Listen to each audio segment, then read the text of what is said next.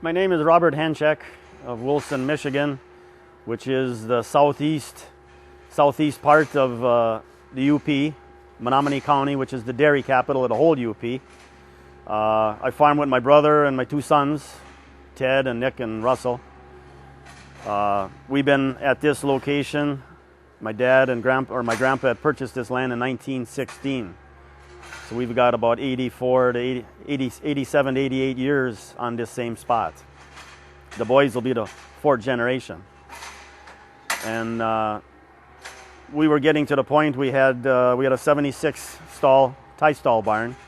Stalls were starting to break off. You lean on them, they'd fall over, and we had to make a decision. If a guy's going to stay in the dairy business, we got to do something different and make it easier. It's too much labor. Prior to this, we'd rotate the cows in a field, in a 10-acre field. And after 4, 5, 6, 7 months of 100 cows on 10 acres, it gets pretty dirty. And then when it rains, they're standing in the mud, and they're standing in the sun, and they're standing in a pile, and it was just a mess all the time. Could never catch them in heat because they're a 40 away from you, you know. So we said if we're going to keep going, we're going to put a barn up, and so we decided on a 3-row, so we could drive through. With a 3-row barn, we can drive in and drive out, and we don't have to drive. Our tires never get dirty on the tractor and mixer. The facility we have here, 62 by 240, will handle 159 stalls we have. And when we get that many milk in, we can overcrowd somewhat, maybe 10%.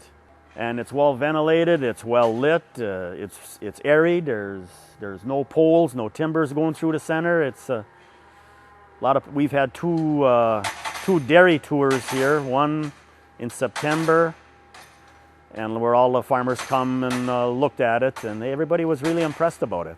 Well, when everybody seen it at first, they says, well, how long is that going to stand? And when I told them it will withstand a 100-mile-an-hour wind and a 24-hour snowfall of 8 feet, the representative from the company told me that, well, 8 feet of snow will never sit up there. 5 inches is the most. And I've seen a lot of tin barns with 2 feet of snow on top of them, and it went down rather than went off. And I didn't want no part of that, you know. I just like the airiness and the openness and of the whole facility, and it's cool.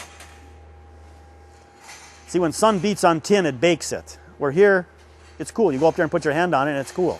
So consequently, no heat ain't coming through, you know. And it's fresh all the time, and that's what we were after. Cow comfort and health. I don't think we had one animal last winter with pneumonia in this building. Nothing. And it was 20 below for a week. And there was no frost on the inside of the building here, ever, yet. Where you go in a tin barn and it just rains and pours because the humidity goes up, it can't get out. That's one thing I've noticed. It doesn't rain in here, ever, ever, ever. So that's a plus right there. I've been in a lot of what I call tin barns. They're nice buildings, but they're dark and they're gloomy. There's more room, there's more room for birds to sit on. There's a lot of timbers. I can come out here at night, and I do a lot of times. I push the feed in, and it's so fresh out here that when I go back in the house, my wife didn't know where I was. She can't even smell me. So that's one thing I look for. It's real clean and airy. And the breeze blows through nice, and the big thing is it reflects the sun and it stays cool. Probably a tune of about 10 degrees difference in the summertime. If it's 80 outside, it's 70 in here. If I had to build another one, it'd be the same thing. Same thing.